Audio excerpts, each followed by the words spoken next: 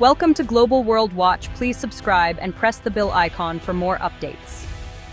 On December 8, 2025, Singapore's Prime Minister Lawrence Wong made a bold and timely appeal at a major Asian forum, capturing the attention of leaders and diplomats from across the region. He declared that it was time for China and Japan to move past their long-standing historical disputes, which have often cast a shadow over regional cooperation and trust. Wong urged both nations to look beyond old grievances and animosities, pointing to Southeast Asia's remarkable post-war reconciliation with Japan as a powerful and inspiring model for healing and progress. He argued that if former adversaries in Southeast Asia could overcome deep wounds and build strong, mutually beneficial partnerships with Japan, then China and Japan too could find a path toward lasting peace and cooperation. His message was clear and urgent. Dialogue and cooperation are absolutely essential to prevent escalating tensions, especially with dangerous flashpoints like the Taiwan Strait, threatening the stability and security of the entire region. Wong carefully avoided taking sides in the dispute, instead offering Singapore as a neutral and trusted ground for open, honest discussion and negotiation between all parties. He framed reconciliation not just as a moral imperative, but as a strategic necessity for ensuring the long-term security, stability, and prosperity of Asia as a whole. The Prime Minister's speech was a strong call to prioritize shared economic interests, regional development, and collective well-being over lingering historical animosities and rivalries.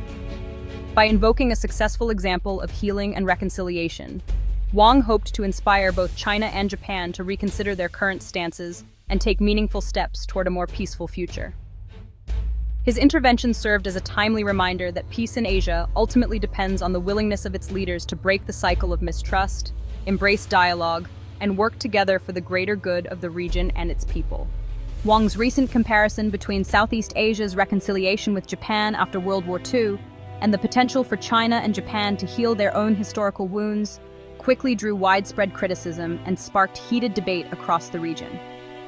Wong suggested that if countries like Singapore and Malaysia could move past the trauma and devastation of wartime occupation, then perhaps China and Japan could also find a path toward reconciliation and mutual understanding.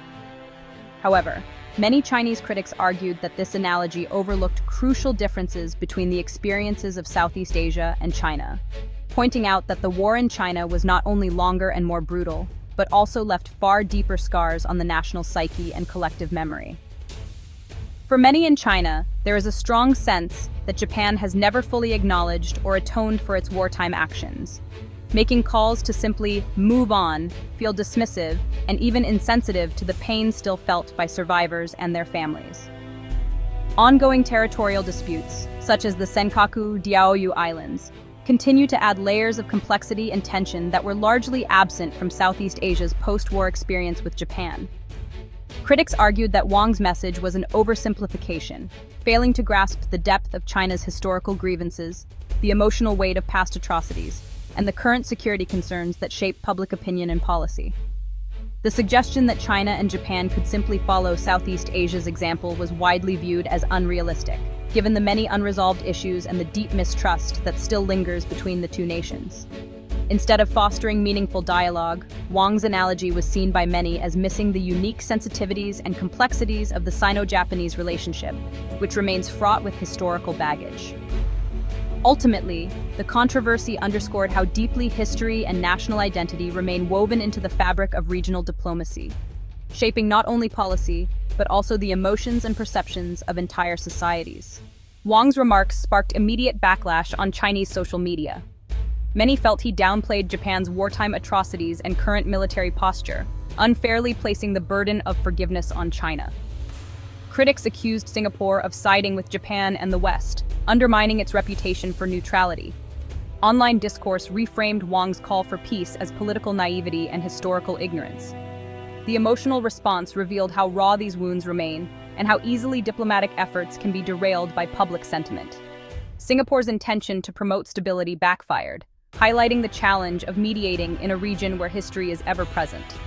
The episode showed that any attempt at reconciliation must acknowledge the enduring power of historical memory. Critics argued Wong overlooked Japan's recent military expansion. Japan has shifted from strict pacifism to a more assertive defense policy, increasing military spending and deepening ties with the US. In Beijing, this is seen as a direct threat, especially with Japan's vocal support for Taiwan.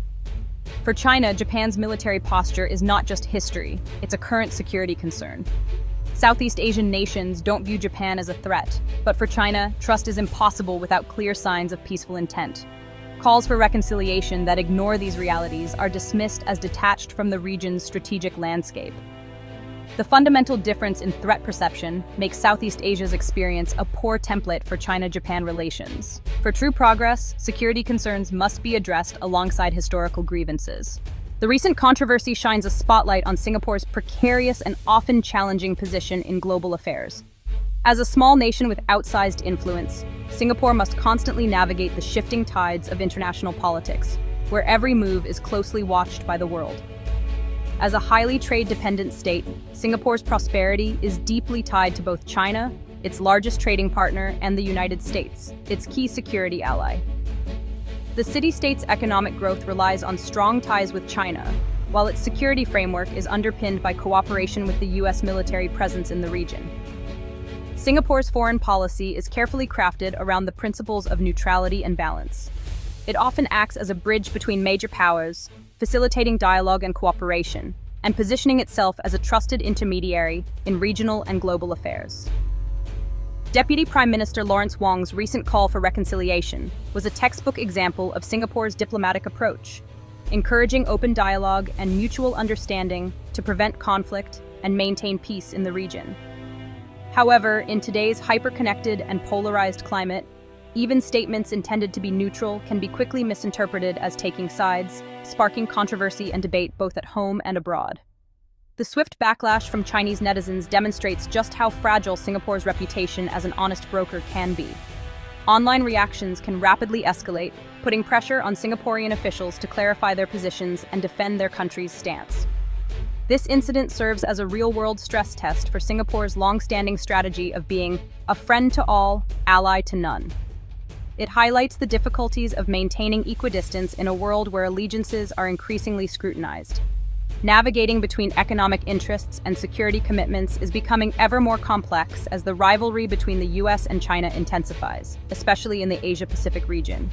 For Singapore, the ongoing challenge is to keep advocating for regional stability and peace, while resisting the pull to take sides in the great power competition that threatens to divide the region. Ultimately, it's a delicate balancing act, one that demands constant vigilance, diplomatic finesse, and the ability to adapt quickly to an ever-changing geopolitical landscape. Wong's pragmatic approach, focusing on economic and strategic benefits, reflects Singapore's foreign policy style. He believes that shared interests can override old animosities, as seen in Southeast Asia's post-war ties with Japan. But critics warn that pragmatism can overlook the emotional and historical dimensions of conflict. For many in China, wartime memories are central to national identity and cannot be set aside for practical gains. Suggesting otherwise risks appearing insensitive and undermines the mediator's credibility. The backlash to Wong's comments shows that empathy and historical understanding are as vital as strategic logic. Overlooking deep-seated grievances may bring short-term calm, but leaves underlying tensions unresolved. True reconciliation requires confronting painful history, not just promoting trade. Diplomacy must balance practical interests with respect for collective memory. Otherwise, efforts at peace risk deepening divides rather than healing them. The debate over Wong's comments is a lesson for the Asia-Pacific. Reconciliation is never simple. Deep historical wounds and modern security fears are tightly intertwined. Progress requires more than economic pragmatism or rigid historical narratives. Genuine dialogue must address both past grievances and present anxieties. Mediators like Singapore must approach each side's sensitivities with care, avoiding oversimplified comparisons. Public opinion and social media now shape diplomacy as much as official statements. Leaders must anticipate how their words will be received, not just by governments, but by entire populations. Building trust means fostering understanding between peoples, not just states. The stakes are high. Conflict between China and Japan would have global consequences. The challenge is to learn from this episode and find new ways to bridge divides so that cooperation can finally triumph over history's shadow.